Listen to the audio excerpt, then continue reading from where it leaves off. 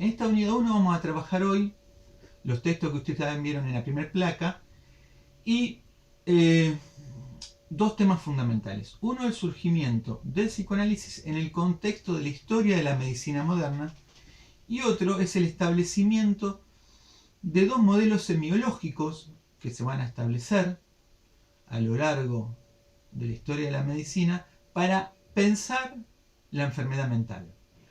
Para esto nos vamos a valer de los dos ejes que plantea la lingüística de análisis. Uno histórico, que es el eje diacrónico, y otro, vamos a decir, sincrónico, de un corte, de un modo de lectura simultáneo, que es el eje, vamos a decir, sincrónico, de las simultaneidades. Bien, vamos a empezar con el tema del eje diacrónico. El origen de la medicina, si tomamos el texto de Foucault, El nacimiento de la clínica, se establece en el siglo XVIII. Se establece a partir de, primero, una condición: que todo lo visible, todo lo real visible, positivizado, tenga una palabra. A cada palabra le corresponde una cosa. En este punto también retomamos un texto clásico de Foucault, que es Las palabras y las cosas. Cómo se construye la modernidad a partir de que se puede describir todo lo visible.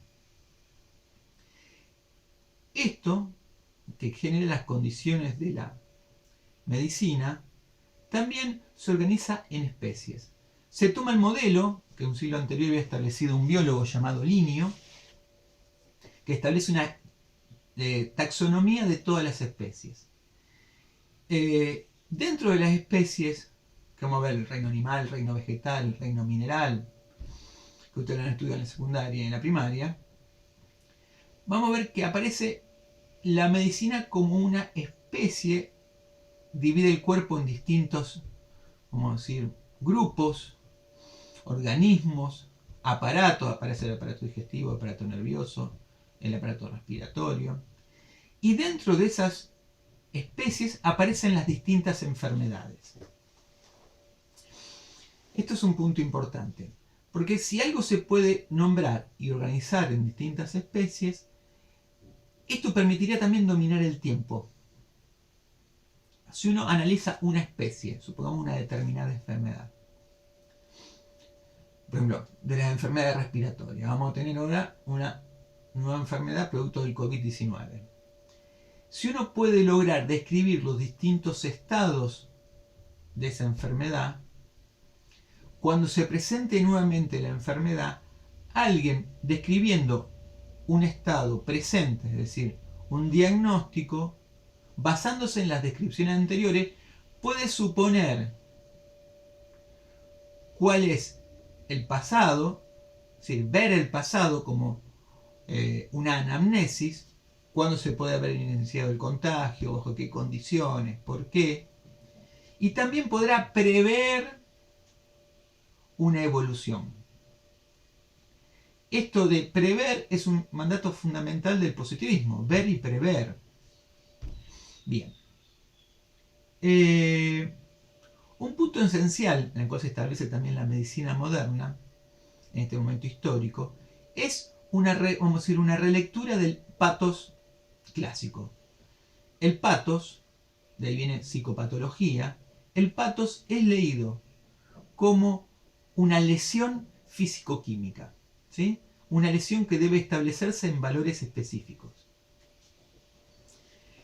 En el siglo XIX, esto que son condiciones generales de la medicina, van a establecerse, vamos a decir, a partir de la especificidad, una rama que nos atañe a nosotros, que son, vamos a decir, dividida en tres. La psiquiatría, que se inicia en el siglo XVIII pero se consolida en el siglo XIX, la neurología, que es el campo donde se forma Freud, y la psicología, que va a ser la más tardía, como ustedes han estudiado, con Wundt, finales del siglo XIX, y se consolida más en el XX. O sea, este desarrollo histórico ya constituye la especificidad de lo mental. Y ahí empieza, vamos a decir, el análisis que era del cuerpo en un principio, se empieza a centrar en entender las enfermedades mentales. ¿Sí? Ahí surge verdaderamente la psicopatología. En este contexto histórico, fines del siglo XIX, cuando la medicina se centra en el análisis de las enfermedades mentales, entra en crisis. ¿Por qué? Porque el modelo semiológico establecido para lo orgánico no puede establecerse plenamente para lo mental.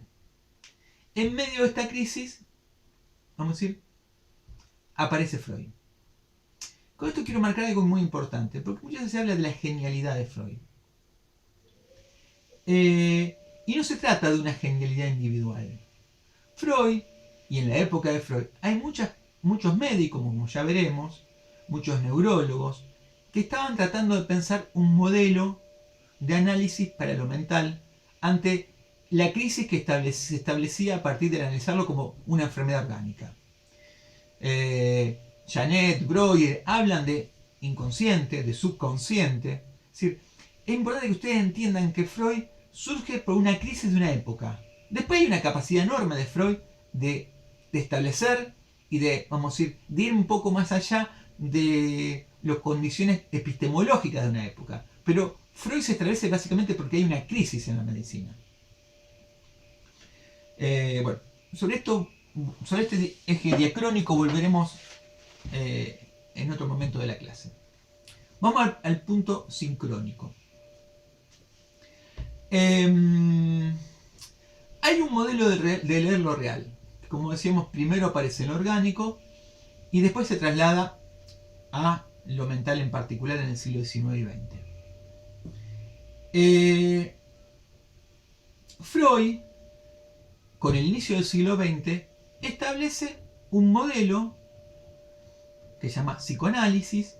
Particularmente ese modelo se desarrolla en lo que llamaremos la construcción metapsicológica, que ustedes han leído textos de 1910, 1918, como el inconsciente, lo reprimido, bueno, todos los consejos a la práctica. Donde Freud tiene que diseñar una metodología, una conceptualización más allá de lo que las conceptualizaciones psicológicas. ¿Sí?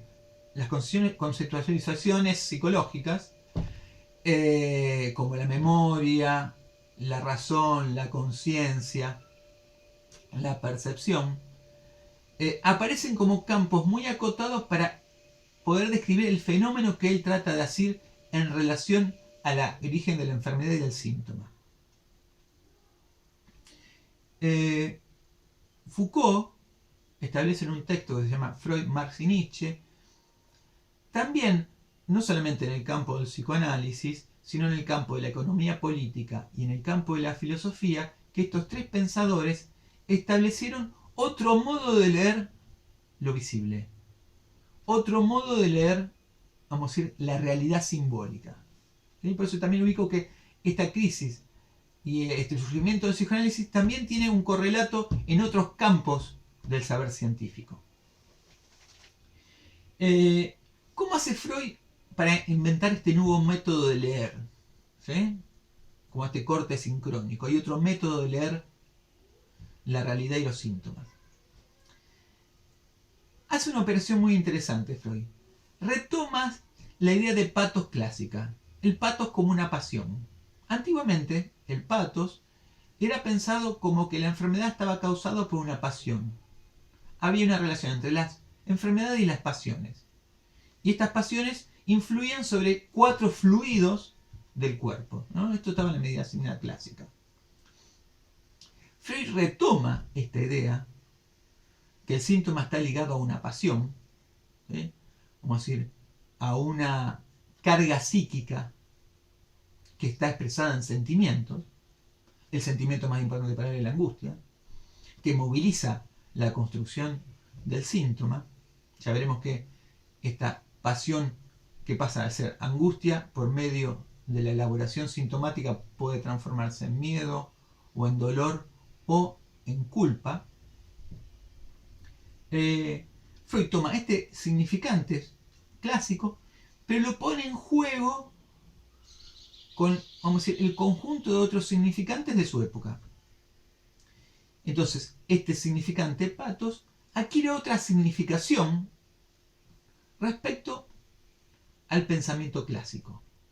Ven cómo hay Freud una operación respecto de retomar algo antiguo, pero puesto en otro lugar, que es el saber científico moderno, cómo cambian todas las significaciones para establecer un nuevo orden.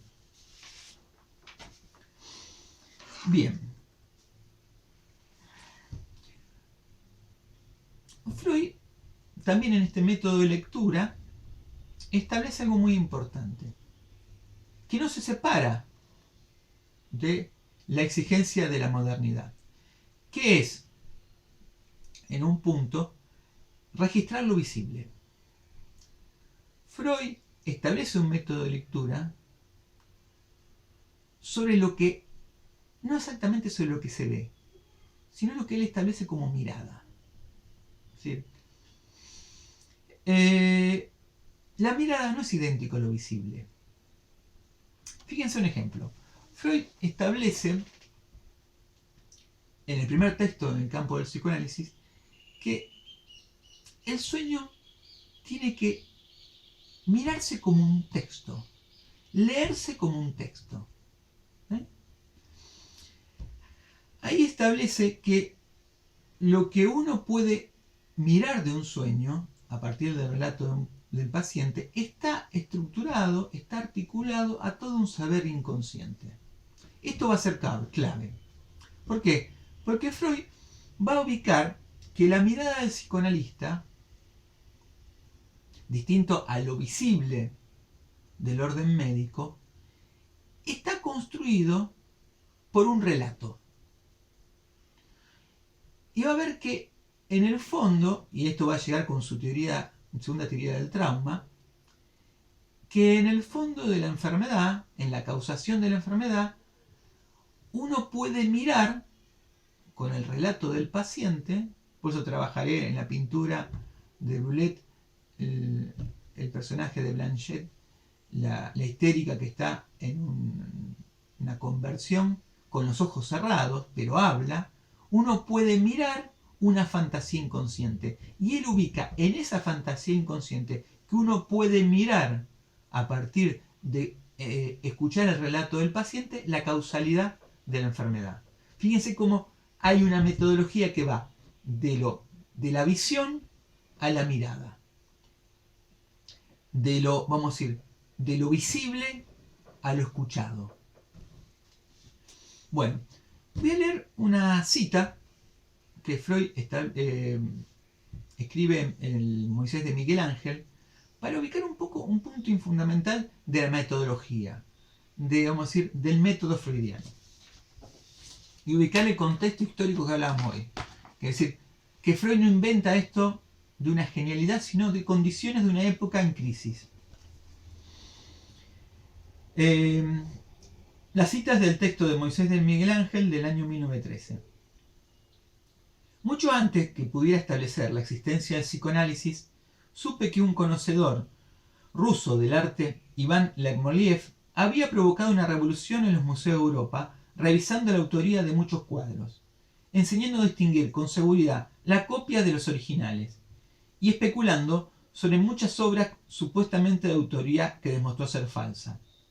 Consiguió todo esto indicando que debía de prescindirse de una impresión global de los rasgos de una pintura. Destacaba el valor de los pequeños detalles, como la forma de las uñas, los lóbulos de las orejas, las aureolas de los santos, el tramado de las telas. Detalles inadvertidos cuya imitación el copista omitía y el artista original ejecutaba de una manera única. Luego me interesó saber que bajo ese seudónimo ruso se ocultaba un médico italiano de apellido Morelli. Creo que su procedimiento está muy emparentado con la técnica del psicoanálisis. También este busca lo secreto y lo escondido de los rasgos menospreciados, no advertidos, como si viera desde la escoria, la refus de la observación.